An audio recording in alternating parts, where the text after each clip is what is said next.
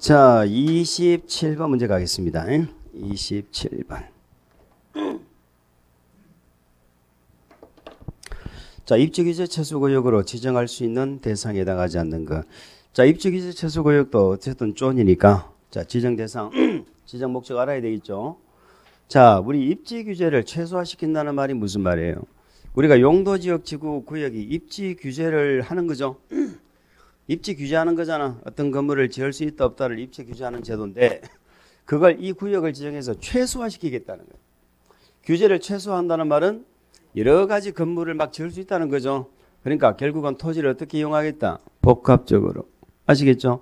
그래서 복합적인 토지용을 증진시킨다라는 건데 그렇게 해서 얻고자 하는 게 뭐냐면요. 두 가지예요. 도시 정비 촉진입니다. 정비 촉진. 그러니까 우리 상업지역 같이 고밀도로 개발되는 지역은 큰 문제가 안 되는데 주거지역이나 공업지역 같은데 이런 데 노후불량 건물이 밀집되어 있죠.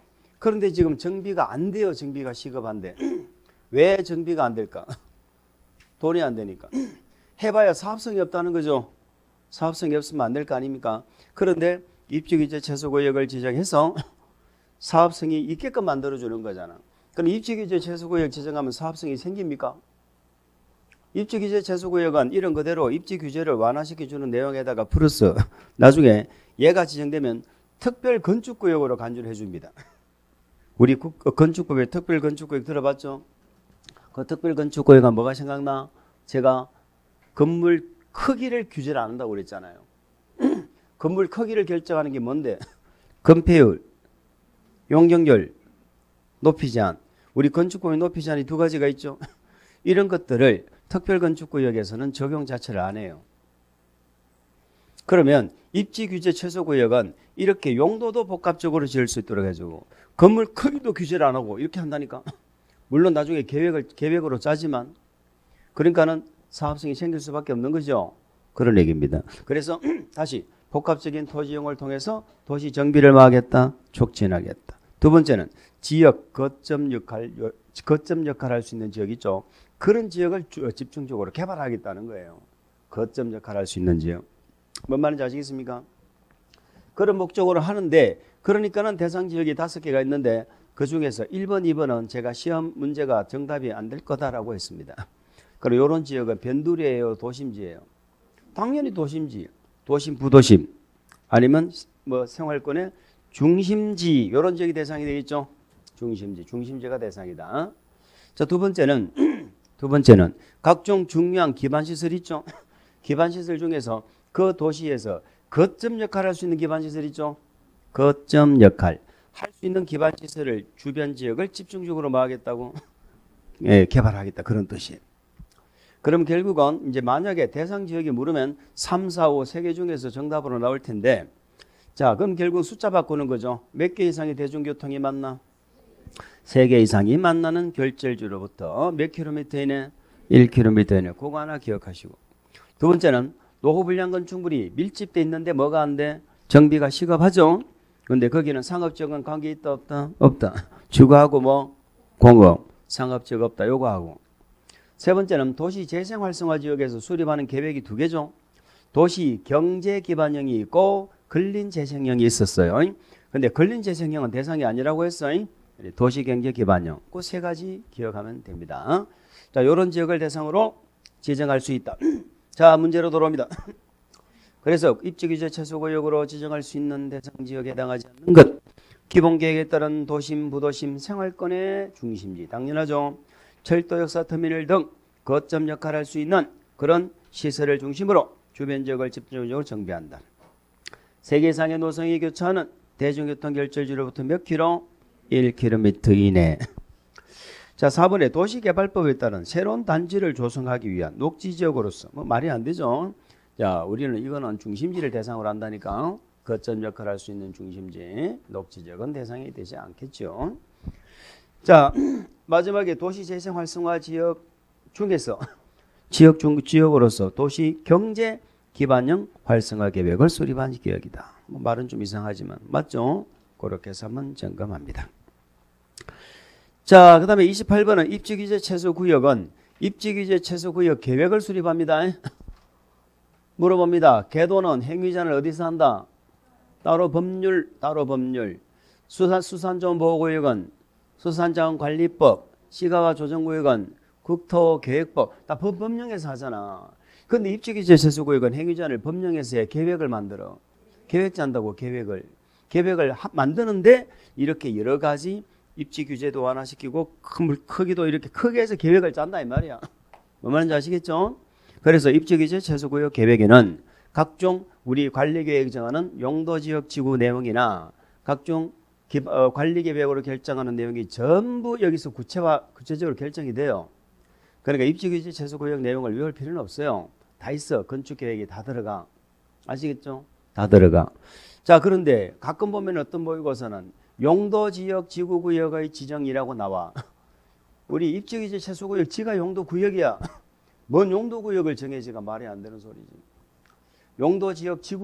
용도구역이 뭔데? 지역 지구 위에다가 지정해서 걔들을 강화하는 거잖아. 아시겠죠? 용도구역은 없다 하는 얘기죠. 여기처럼 건축물의 용건, 용롭 이런 거 있죠? 이 지구단지 필수 내용이잖아. 필수 내용. 근데 배영 세건은 없다. 뭐 이렇게 해가지고 문제를 만들어 놨는데 뭐 참고만 하시면 돼. 그렇게 물어볼 가능성은 없습니다. 왜? 밑에 우리 입지규제 세수구역 계획에 지구단위 계획이 있어 없어? 다 있다니까. 밑에 4번에 있잖아. 지구단위 계획 결정에 관한 사항이 다 있다니까. 그렇기 때문에 사실상 모든 지구단위의 내용이 다 결정되는 거예요. 뭔 소리인지 모르겠어. 몰라도 돼. 넘어가. 29번 문제. 하나의 필지의 대지가 이렇게 돼 있네. 하나의 대지가 두 개 이상의 용도지역 지구구역이 뭐하고 있다? 걸쳐져 있다. 걸쳐져 있다. 요것도 한 적 있죠? 본인이 보시는 교재를 참고로 해서 설명을 들으시면 됩니다. 교재 보기 싫으면 칠판만 보고 있으면 됩니다. 자, 하나의 대지가 있습니다. 내가 땅이 하나가 있는데 이쪽 동네가 중심상업지역이다. 중심상업지역은 행위제한을 몇 가지를 한다? 3가지를 합니다. 3가지. 첫 번째 뭔지 하나죠? 건축제한. 두 번째, 세 번째, 요걸 제한하죠. 그러면 내 땅이 중심상업지역이면 중심상업지역의 건축제한, 건폐율 용적률을 적용받아 건물을 지으면 되잖아. 지으면 되는데 요쪽 동네에 보니까는 제2종 일반 주거지역이에요. 제2종 일반 주거지역인데 여기도 행위제한을 3가지를 할 거 아닙니까? 건축제한, 건폐율, 용적률을. 그런데 내 땅이 여기거나 여기면은 거기 적용받아 건물 지으면 되는데 이렇게 걸쳐져 있다는 거예요. 이쪽 부분은 중심상업에 걸쳐져 있고 이쪽 부분은 이종 일반 주거지역에 걸쳐 있단 말이죠. 그럼 이 토지를 어떻게 이용하라는 얘기냐? 자, 어떻게 이용하기는 니는 니, 내는 내, 여기로 가면 되지. 근데 문제는 뭐예요?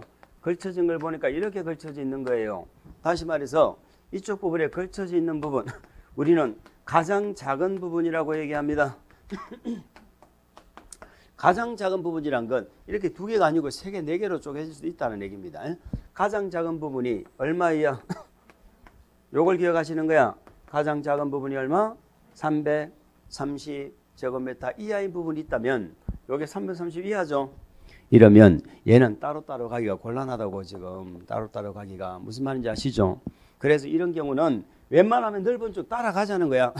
그럼 제일 쉬운 방법은 뭐야? 그냥 중심상업지역 다 따라가면 제일 편하지. 건축제한도 중심상업 따라가고 건폐율 용적률도 따라가면은 이 땅 주인의 입장은 얼마나 좋겠어요. 그지요? 근데 제일 기분 나쁜 놈이 누구라고? 이 땅이 330 이럴 때는 330 이하가 아니죠. 초과하니까 지갈길 따로 가야 되잖아. 요 일 때문에 이 사람은 망한 거예요. 일 때문에. 그래서 이 사람의 가슴 속에는 병이 생겨요. 병이 생겨. 그래서 조금이라도 덜 억울하게 하기 위해서 네가 330 이하도 무조건 따라가는 거 아니다. 뭐는 따라가, 뭐는 요건 따라갑니다. 건축제한은 중심상업을 다 따라가. 그러면 1000제곱미터에 대해서 다 중심상업적 적용합니다. 근데 요 건폐율 용적률 있죠? 요거는 가중평균 한단 말이에요. 여기에 땅하고 여기 땅에 건폐율 용적률을 뭐 한다? 가중평균. 아시겠죠? 그 원리야. 그걸 이론상으로 물어볼 수도 있고 우리 시험은 계산 문제를 물어볼 수도 있어. 계산 문제는 요거 가중평균하는 문제 물어보겠죠. 가중평균은. 가중평균하는 게 어떻게 하는지 아시죠? 자, 중임상합적의 건폐율 90이잖아. 90인데 조례로 정하는 거 알고 있죠? 건폐율 용적률은 뭘로 정해? 조례. 자, 용적률은 중임상합은 얼마야? 1500이죠? 1500인데 조례를 얼마로 정해? 이렇게 가정을 했다는 얘기예요. 자, 이종 일반 주거지의 건폐율 얼마? 이종은 얼마야? 지금 뭐 제대로 안 외우고 있네 지금. 5, 6, 7이잖아. 전용 주거 50, 일반 주거 60, 준 주거 70, 3종 일반만 얼마? 50이잖아. 50. 맞지요? 근데 2종 일반이면 얼마? 60이잖아, 60. 60인데 조례를 50으로 정했다고 가정했다고. 자, 2종 일반 주거 용적률 얼마? 이거 알려면 어떻게 해야 돼? 여기 100 적을 수 있어야지. 150, 200, 250. 250인데 조례로 200으로 정했다. 이렇게 가정을 했다 이 말이에요. 조례로. 자, 이걸 가중평균한다는 것은 지금 여기는 뭐에 따라 가중평균하는 거야? 면적에 따라 가중평균하는 거잖아. 면적이 다르잖아. 그러면 700에 적용되는 700하고 300으로 이렇게 나눠져 있죠. 그럼 700에 적용되는 건폐율이 얼마예요? 80%고 300에 적용되는 건폐율이 얼마예요? 50%고 이걸 계산하라는 거예요. 이걸 우리 전자계산기 갖고 있잖아. 전자계산기 풀면 되지. 밑에 1000 7, 8은 동그라미 3개 3, 5 15 동그라미 3개 동그라미 잘 세야 돼. 10하고 56하고 71이죠.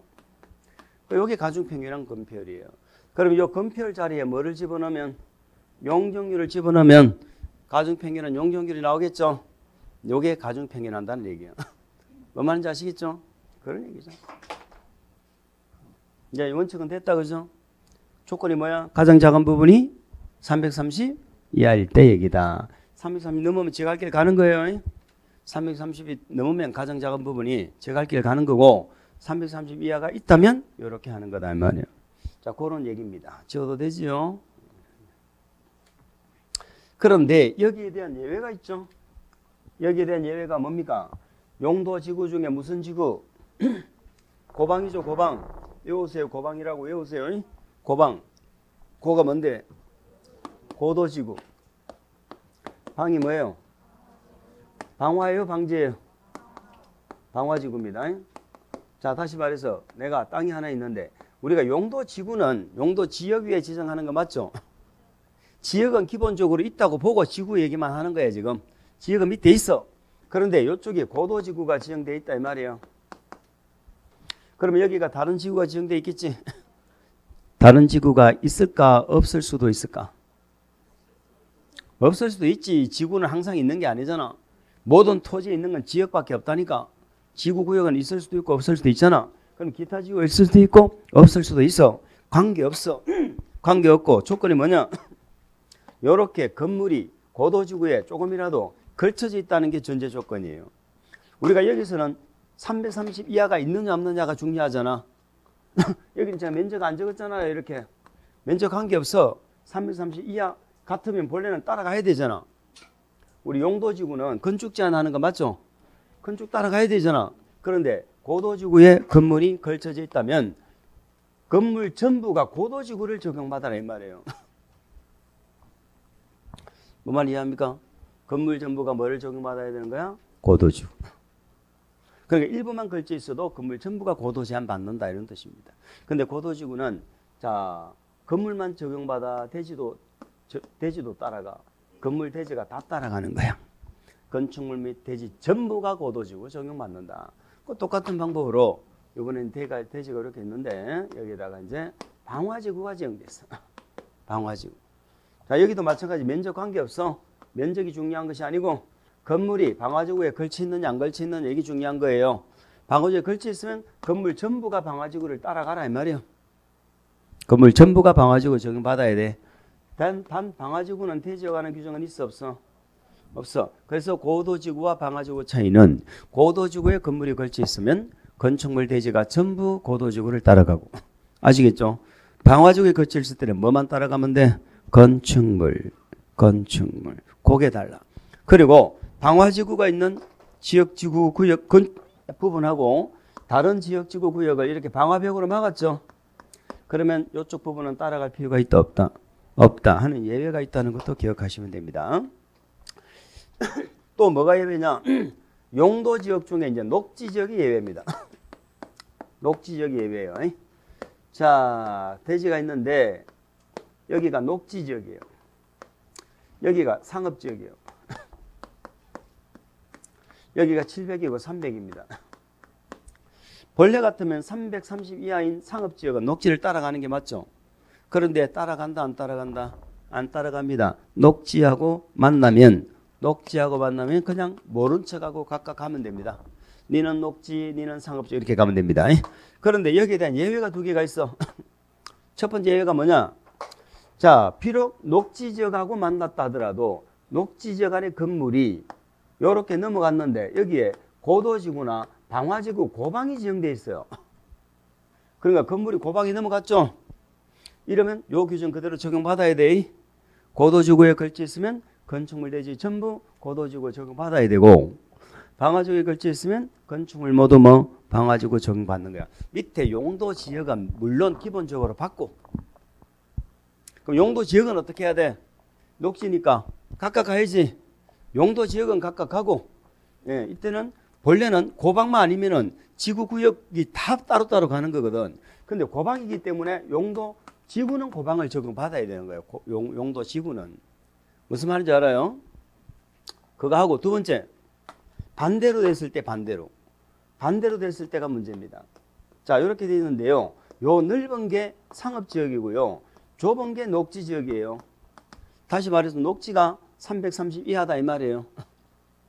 녹지가 작을 때는 따라가요. 녹지가 작은 부분일 때는 따라가는 거야. 건축 제한 따라가고. 그럼 건폐율 용역을 어떻게 해야 돼? 가중평균해야지. 무슨 말인지 아시죠? 이 부분만 좀 주의하시고. 녹지 지역과 관련돼서 이렇게 개정되고 우리 시험에 물어보질 않았어요. 자, 어쨌든 29번 문제를 보겠습니다. 하나의 대지가 두 개 이상의 용도지역 지구구에 걸치는 경우에 대한 적용으로 틀린 것은 대지 중 330 이하인 대지 부분에 대하여는 한 필지 중 행위 제한이 가장 강한 지역이 아니라 가장 넓은 면적에 속하는 용도지역 지구구에 관한 규정을 적용한다라고 되어져 있는데 1번 지문은 안 봐야 될 것 같습니다. 왜냐하면 이거는 과거에 법이 개정되기 전에 과거에는 이렇게 했다니까. 질문 보세요. 과거에는 330 이하, 가장 작은 게 330 이하가 아니고요. 330 이하인 부분은 가장 넓은 쪽 따라가서 세 개를 다. 이렇게 돼 있으면은 전체에 대해서 중심상업지구 다 정리했다고. 요 가중평은 안 했다고. 지금 가중평은 하는데. 그리고 과거에는 330 이하인 부분만 따라갔어. 무슨 말이냐면 이렇게 될 수도 있잖아. 이렇게 쪼개지면 여기는 300인데 이건 400일 수 있잖아. 그럼 400은 제갈길 가고 330 이하인 부분만 가장 넓은 거 따라갔다 이 말이야. 이해갑니까? 고개가 안 끄덕거려지네. 목이 아프나?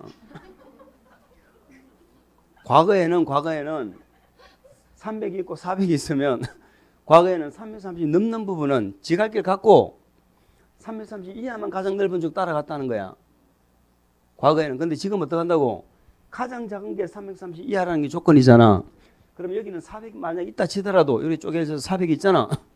그러니까 이제 관계없어. 무조건 전체 대지에 다 적용하는 거야. 건축 제한은 전체 가장 넓은 거 다 따라가고 얘도 따라가고 다 따라간다는 거야. 건폐율 용역률은 전체 대지에 대해서 가중평균한다고. 차이점 뭔 말인지 아시겠어요? 과거에는 330이 넘는 부분은 지갈길 따로 갔다니까. 지금은 그러는 거 아니에요.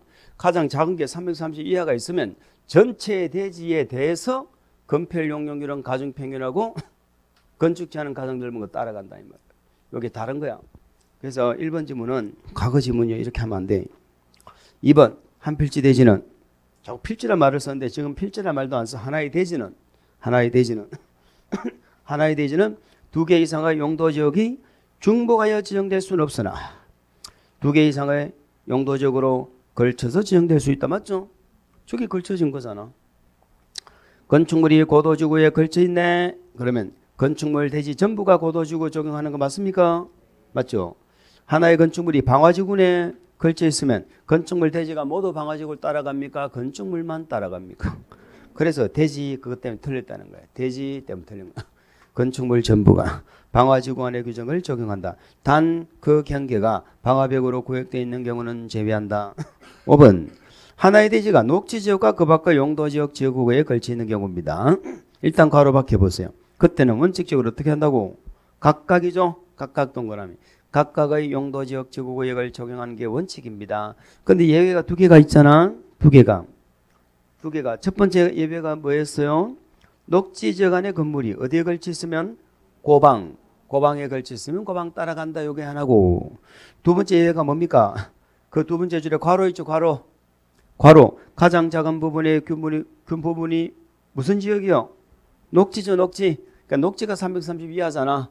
이럴 때는 따라갑니다. 녹지적이 작을 때는 각각 간다 그러면 안 된다 이 말이야. 각각 간다 그러면 안 된다 이 말이야. 그런데 우리가 지금 330 이하인 경우라고 자꾸 얘기를 하고 있는데요. 이게 도로변에 띠 모양으로 지정된 상업지역 들어보셨죠? 도로변에 띠 모양으로 지정된 상업지역이라면 330이에요? 660이에요? 660이야. 뭐 말인지 아시죠? 30번 문제 있지요. 자, 우리 과거에 우리 기출된 문제를 갖다가 좀 수정한 건데, 건축물의 4분의 1과 대지 절반이 고도지구에 걸쳐 있답니다. 대지 절반이 고도지구. 무슨 말이에요? 건물이 고도지구에 걸쳐 있다는 거죠. 얼마가 걸쳐 있어? 4분의 1이. 그럼 어떡할까? 응? 건축물 대지가 다 고도지구 따라가라 이 말이야. 여기서 4분의 1은 아무 의미 없는 거야. 고도지구에 걸쳐 있다는 게 중요한 거지. 4분의 1이 걸쳐 있건 100분의 1이 걸쳐 있건 고도지구에 걸쳐 있으면 고도지구 따라가라. 방화지구 걸쳐 있으면 방화지구 따라가라. 이런 얘기가 되는 것입니다. 31번 무슨 말인가 볼까? 하나의 대지가 도로변에 띠처럼 뭔가 느낌이 있다고 그죠? 도로변에 띠 모양으로 지정된 무슨 지역? 상업지역. 다음과 같이 용도지역에 걸친 경우 당해 대지에 건축할 수 있는 법이 허용하는 최대 연면적은 얼마인가 이렇게 되어져 있고 괄호 안에 걸린 상업 일종 일반 주거지역 용적률을 가르쳐줘 놨습니다. 그리고 그림을 보니까 도로변에 걸린 상업지역이 지정되어 있죠. 띠 모양으로 지정됐다며. 걸린 상업이 띠 모양으로 지정됐잖아. 그러면 가장 작은 부분이 면적이 얼마 이하일 때 660 이하라면 넓은 쪽 따라가야죠. 건축장 건폐율 용적률을 어떻게 하고 가중평균 해야지. 가중평 해야 되잖아. 그러면 가장 작은 부분이 660 이하입니까? 가장 작은 게 660 이하입니까? 이하잖아. 그게 걸린 상업하고 일종 일반 주거지역에 걸쳐져 있는 거야. 근데 걸린 상업도 600밖에 안 되고 일종 일반도 400밖에 안 되잖아. 그 가장 작은 게 400이잖아. 그럼 가장 작은 게 660 이하 맞죠? 그렇잖아. 그러면 이제 그걸 이해를 했으면 우리 문제가 뭘 묻는 거예요? 문제가 이 계산 문제 물으면 최종적으로 뭐를 묻는지부터 찾아야 돼. 뭐를 물었어? 최대 연면적 물었죠? 그러면 연면적을 구하려면은 무슨 공식이 나와야 돼? 그게 생각이 나야 되는 거야. 그래서 우리가 건폐율 용적률 하면서 연습 많이 했잖아. 건폐율 용적률 하면서 용적률 공식이 어떻게 되죠?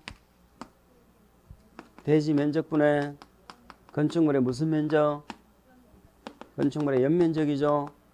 곱하기 100이죠. 그러면 요 연면적을 물으면 용적률을 찾아야 되고요. 용적률을 물으면 연면적을 찾아야 돼. 이렇게 연결돼야 된다니까. 자, 건폐율은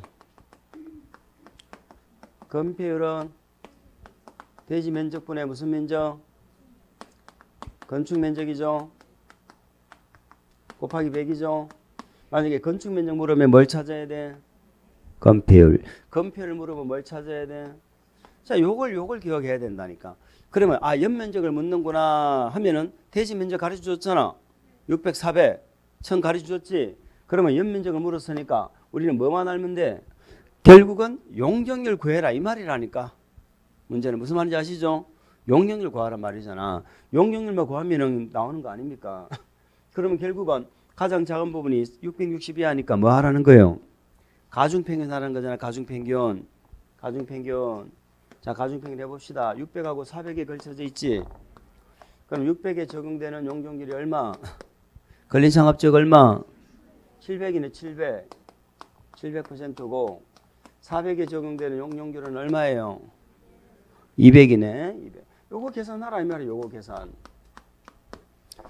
결국은 우리 문제는 지금 이걸 계산하라는 그런 얘기예요. 자, 용적률. 그럼 용적률이 얼마야? 밑에는 1000이네. 6, 7은 42. 동그라미 몇 개? 4개죠. 동그라미 잘 세야 돼. 4개.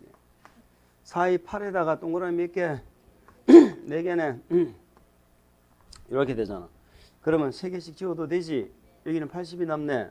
여기 3개 지우면 420이네. 그럼 얼마 되는 거예요? 500이네.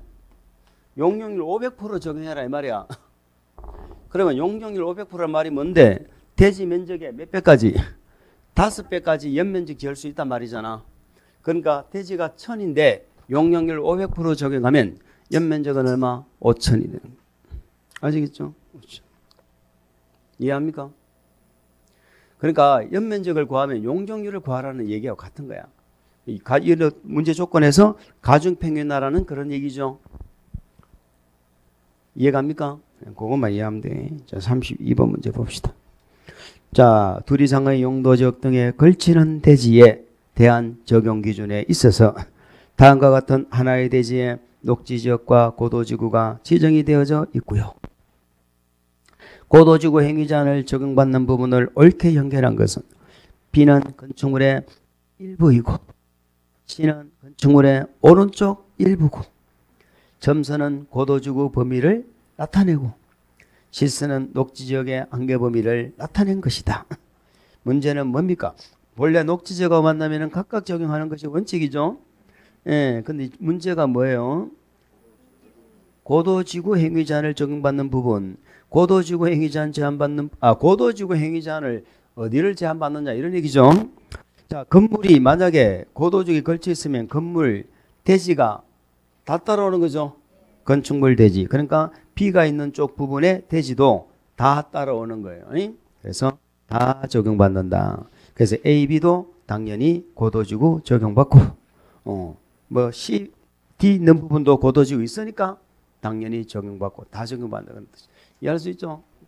고도지구. 자, 33번 문제는 하나의 대지가 다음과 같이 둘 이상의 용도지역에 걸치는 경우 어떤 용도지역에 관한 건축 제한을 적용하는가 이렇게 물었습니다.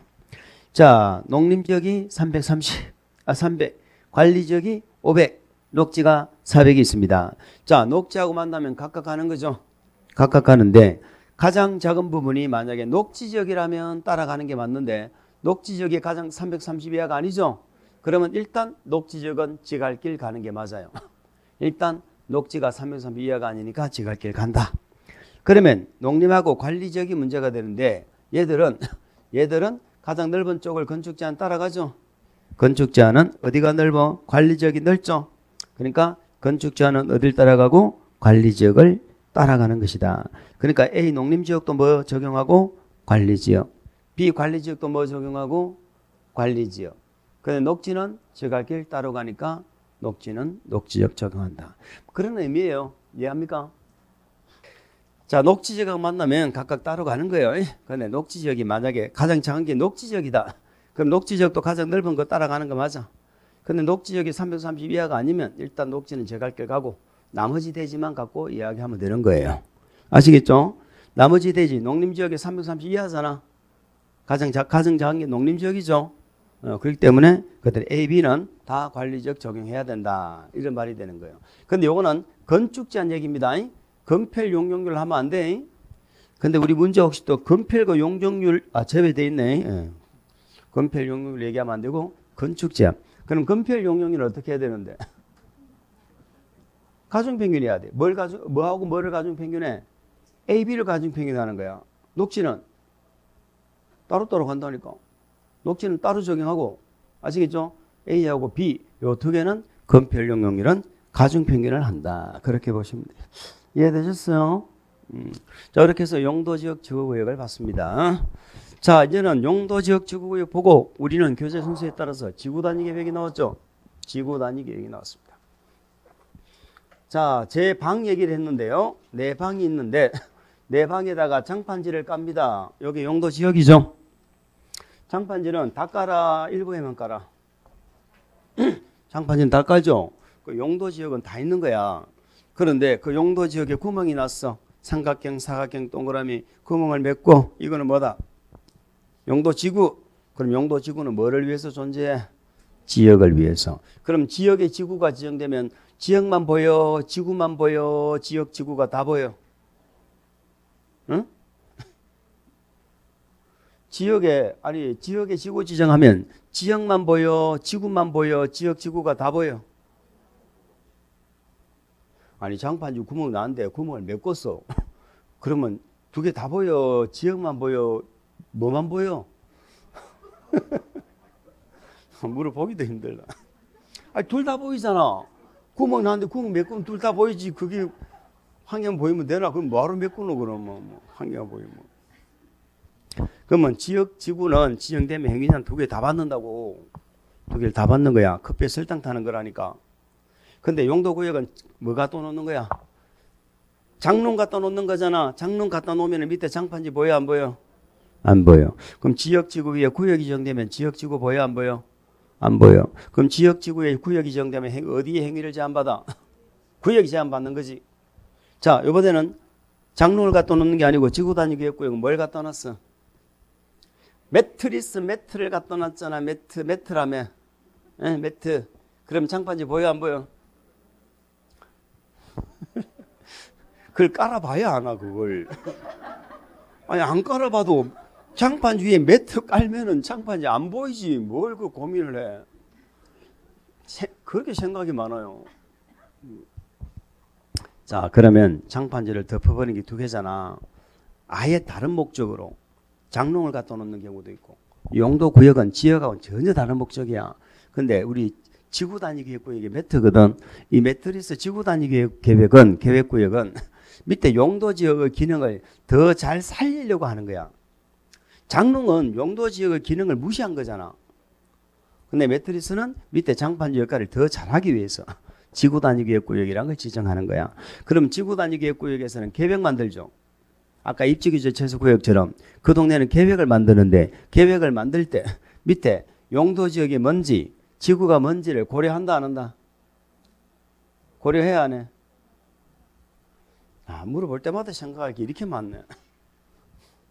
아니, 제가 지구단위계획구역은 장판지 기능을 더 잘 살리려고 한다고 그랬잖아. 계획을 짠다고. 그러면 밑에 지구단위계획 만들 때 밑에 용도지역이 뭔지를 고려해야 하네. 고려해서 그걸 더 기능을 증진시키려고 한다니까.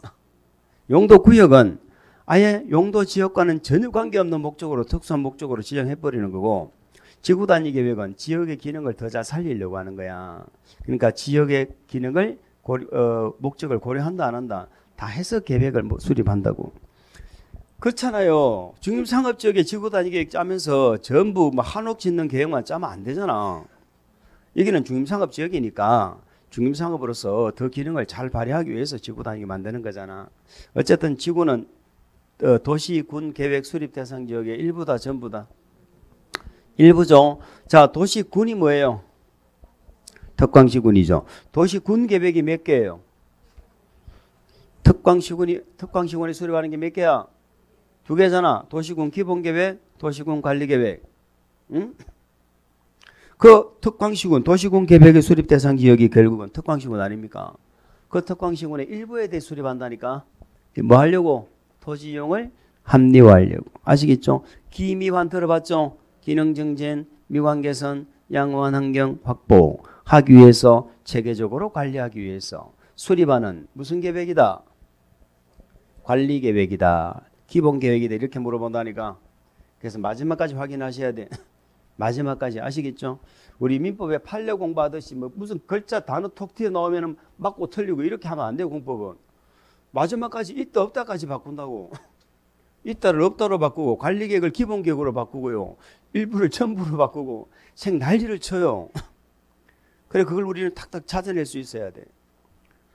근데 뭐 공부 자꾸 하지 말라고 하니까 되나?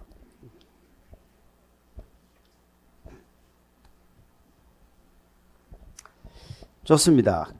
그 다음에 지구단위 계획의 개념 받고 우리는 지구단위 계획은 지구단위 계획 구역이죠. 지구단위 계획 구역을 지정하면 이 구역에서는 지구단위 계획을 수립해야 되죠. 몇 년 내 수립해? 3년 내. 지구단위 계획이 문제예요? 지구단위 계획 구역이 문제예요? 지구단위 계획이 문제예요? 계획 구역이 문제예요? 여기서 우리는 뭔가 좀 심각성을 좀 찾아내야 돼. 이렇게 적어 놓고 물어봐도 구역이 먼저인지 계획이 먼저인지 대답을 못 한다니까. 구역 지정하고 3년 내에 계획 만들어야 된다고 적어 놓고 물어봐도 대답을 못 한다니까. 이거 어찌해야 되겠노, 이거. 그렇죠? 그럼 지구단위 계획구역은 존이니까 우리는 당연히 대상과 절차를 물어볼 것이고 절차는 뭐 더 이상 설명드릴 거 없고 절차 중에 특이한 부분이 있다면 결정권자죠. 지구단위 계획구역과 계획은 결정권자에 누구도 다 결정권이 있어. 요게 특징이죠. 요거 말고는 뭐 없고. 자, 여기는 지구단위 계획구역 지정 대상 정도는 알아야 되거든. 자, 요거는 도시지역과 도시지역이 아닌 지역이 좀 달랐어요. 도시지역은 주상공록이죠. 자, 주상공록 중에서 물론 원칙은 지정해야 된다, 지정할 수 있다. 자, 우리 공법에 쪼는 지정할 수 있답니다. 반대로 기억하세요. 쪼는 지정할 수 있다. 그럼 우리 공법에 각종 계획 있죠. 법에서 정해놓은 계획은 수립해야 한다 할까요? 할 수 있다 할까요? 계획은 수립해야 되는 거야. 법에서 계획 만들으라고 정해놨잖아. 이런 계획 만들으라고. 그럼 계획은 다 의무적 수립해야 돼. 해도 되고 안 해도 되는 게 아니고. 그런데 구역은 어떤 목적이 필요하면 지정할 수 있다가 원칙이야. 그런데 우리가 공부하시는 공법에서 구역을 지정해야 되는 경우가 우리 국회법에 딱 세 군데 나와. 세 군데. 세 군데밖에 없어. 그 세 군데를 알아야 돼. 한 개는 했죠. 방제지구. 방제지구 들어봤어요? 방제지구 들어봤어?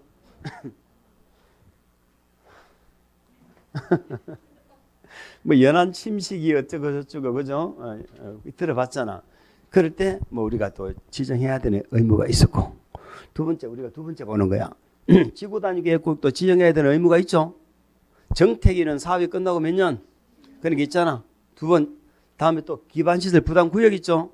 기반시설 부담구역 요 세 가지는 지정이 뭐다? 의무다 이 말이에요. 아시겠죠? 그 의무 세 가지 기억하시면 돼. 자, 우리는 이제 거꾸로 지정해야 되는 것부터 먼저 잡으면 돼. 이제 할 수 있어. 할 수 있습니다. 정택이는 사업이 끝나고 몇 년이 지나면 10년이 지나면 지정해야 돼. 근데 뭐는 의무가 아니야. 정택, 도산대. 도산대는 의무가 아니지. 도산대는 지정할 수는 있지만 의무는 아니라고. 도가 뭐야? 도시개발구역. 산이 뭐야? 산업? 산업? 산업단지. 산업단지. 산업단지. 산업단, 준산업단지가 다 들어가. 개발되면 다 대상이 되는 거야. 대가 뭐예요? 대지조성 사업지구. 우리 주택법은 주택법에는 주택 건설하는 내용이 있고 대지 조성한 내용이 있잖아. 그걸 말하는 거야. 그 대지 조성도 아파트 지으려고 대지 조성하는 거잖아. 그 전부 개발이야. 정택, 도산대 중에 의무는 누구만 의무야? 정택이만 의무야. 정택이만. 요거 기억하는 거야. 그 다음에 또 의무가 뭐가 있어? 시가와 조정구역 공원이 뭐가 돼? 해제. 녹지가 뭐? 주상공으로 바뀌는데 얼마 이상이 바뀌어? 30만 100만 미터 이상으로 바뀌어 해제돼. 요럴 때는 대상이에요. 그런데 우리가 본래는 개도시공원이잖아. 개도시공원. 근데 이 개도는 지정 의무에는 있다 없다? 없다. 궤도가 30만 이상으로 풀린다고 지정해야 된다 그러면 틀린다 이 말이에요. 아시겠죠? 자, 아까 용도구역에서 궤도는 어디서 나왔어? 용도구역에서 궤도는 따로 법률로 정한다. 용도구역의 궤도는 따로 법률로 정한다를 기억해 주고 지구단위구역의 궤도는 의무에는 없다.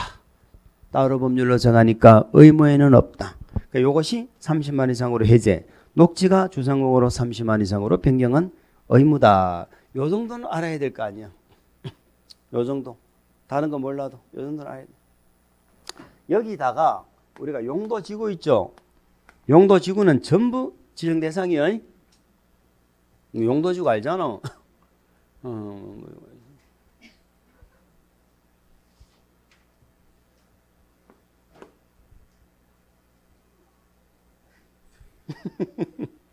또 뭐가 있어? 관광특구. 관광특구도 있고 관광 뭐도 있어? 다 대상이에요. 관광특구, 관광단지. 전에는 관광단지는 대상 아니었거든. 이제 관광특구 단지. 또 요것도 지정할 수. 여기다가 여유가 되면은 뭐 유, 교, 군, 유교군복 있죠. 유휴토지를 효율적으로 개발하는 거잖아. 이것도 개발이죠. 유휴토지를 효율적으로 개발하는 거 면적이 얼마 이상? 얼마? 5,000제곱에 되죠. 교정군사시설 이전 재배치하는 거 들어봤죠? 교정군사시설. 과거에는 교도소나 군부대가 도심 속에 있었잖아. 그걸 밖으로 이전하는 거예요. 그래서 그걸 효율적으로 개발할 필요가 있잖아. 그것도 대상이라고. 자, 복합 개발하죠, 복합. 자, 유교군복은 다른 거 기억 못 하시면 유휴토지라도 하나 기억이 유휴토지. 자, 요게 지구단위구의 구역 지정 대상이에요. 지정 대상인데 얘네들 중에 의무가 있다 이 말이잖아. 의무는 정태기가 사업이 끝나고 10년하고 시공이 해제되거나 주상공이 녹지가 주상공으로 바뀌는데 얼마? 30만 이상. 알 수 있죠? 요건 도시적 얘기예요. 그러면 도시적이 아닌 지역에는 지구단위구역을 지정하는 경우가 몇 가지가 있었어. 도시적이 아닌 지역이 어디예요? 관농자죠. 관농자는 세 가지가 있었잖아. 첫 번째 무슨 관리? 계획관리. 계획관리 지역에는 지정할 수 있죠. 그런데 계획관리 지역은 계획관리가 100%가 계획관리 지역이어야 됩니까? 얼마만 되면 돼? 50% 이상만 계획관리면 돼. 그러면 나머지는 무슨 지역으로 채워? 생산관리나 보존관리로 채우죠. 생산관리나 보존관리. 이 보존관리는 면적의 비율을 정하고 있었습니다. 면적의 비율을 정하고 있어요. 이번에 새로 개정됐는데 어쨌든 또 어디에서는 또 할 수 있어. 개발. 진흥지구엔 또 지정할 수 있죠. 요 두 개는 시골을 개발하려고 정한 거고, 세 번째는 용도지구를 폐지해버리는 거죠. 용도지구 폐지. 폐지하고 뭘로 대체한다고? 그 건축 제한을 지구단위계획으로 대체하는 거잖아. 이런 목적으로 할 수도 있다 이 말이에요. 그러면 3번은 큰 문제가 없어. 용도지구 행위제한만 계획으로 짜면 돼. 근데 1번, 2번은 개발을 하려고 지금 하는 거잖아. 그래서 여기는 아무 때나 지정을 할 수가 있어요. 대통령이 정하는 요건에 해당이 돼야 돼요. 해당이 돼야 된다 이 말이에요. 그 뭐 대통령이 뭐냐 하는 건 기억이 안 나도 시골을 계획 사업을 하려면 면적이 커야 돼, 작아야 돼? 면적이 커야지. 그리고 기환경에 문제가 있으면 돼, 안 돼? 안 되지. 자, 기환경 요거는 중요한 기준이지만 시험에 설령 나와도 얘는 정답으로 못 나와. 그러니까 시골에 지구단위계획구역 지정하려면 면적이 커야 된다. 요 정도는 우리가 알고 있자 이 말이에요. 특히 뭐 지을 때가 문제가 돼? 아파트 1, 2번 원칙은 면적이 커야 돼. 얼마가 돼야 돼? 30만이 돼야 돼. 그런데 우리 수도권에서는 자연보전권역 아니면 초등학교 문제가 해결이 됐죠. 그럼 얼마만 되면 돼? 10만만 되면 되는 거야. 근데 아파트 연립이 없어. 그러면 얼마만 된다고? 3만 이상이면 되는 거야. 그러니까 이런 규모가 있다는 거 하나 참고하자 이 말이에요. 여기 대통령이야 다른 게 아니고. 그런데 문제는 여기서 조금 더 나가면 이제 여유가 되시는 분은 개발진흥지구는 용도 지역이 아니고 지구잖아. 용도 지구는 밑에 용도 지역이 있을 거 아니야. 맞죠? 그래서 이 개발진흥지구는 밑에 용도 지역하고 궁합이 맞아야 지구단위계획구역 지정해. 이런 요건만 갖췄다고 지구단위계획구역 지정하는 게 아니라니까. 그럼 그 궁합 요건을 우리가 간단하게 봅시다. 자, 한번 봅시다. 개발진흥지구 종류를 외워보세요. 시작. 개발진흥지구 종류. 주, 산, 관, 복, 특이죠. 자, 밑에 우리 시골은 용도지역이 관리지역은 개생보죠. 개생보. 또 농림지역이 있고 이렇게 있잖아. 그러면 얘네들 지금 얘네들한테 지구단위계획구역 지정한다는 얘기잖아요. 그러려면 면적이 커야 되잖아. 기반경에 문제가 없어야 되잖아. 이거는 기본이고 밑에 용도지역하고 궁합이 맞아야 되는 거야. 그럼 밑에 용도지역 중에 개발이 될 수 있는 용도지역은 뭐밖에 없어? 계획관리밖에 없죠. 그러니까 만약에 계획관리지역 위에 얘네들이 지정됐다면 아무 문제가 없어요. 계획관리지역에 얘네들이 지정됐다면 전부 여기에 지구단위계획 수립할 수 있다 없다? 다 있어. 근데 문제는 계획관리지역이 아닐 수도 있잖아. 얘들이 지정된 동네가. 그럴 때는 지구단위계획구역이 지정될 수 있는 경우가 있고 없는 경우가 있다 이 말이야. 그러면 극단적으로 두 개만 기억하자고. 여기만 되는 게 있어. 여기만. 그러니까 요런 데 지정되면 절대로 지구단위계획으로 개발 못하는 게 있어. 그게 주거야 주거. 그 다음에 특정개발진흥지구 있죠. 요 두 놈은 용도지역이 반드시 계획관리가 돼야 돼. 다른 데 지정되면은 주택은요 절대로 지구단위계획 개발을 못해요. 반대가 있어. 반대는 뭐야? 다 돼, 다. 도시지역 아니면 다 되는 놈이 있어. 그게 뭐야? 관광휴양이야.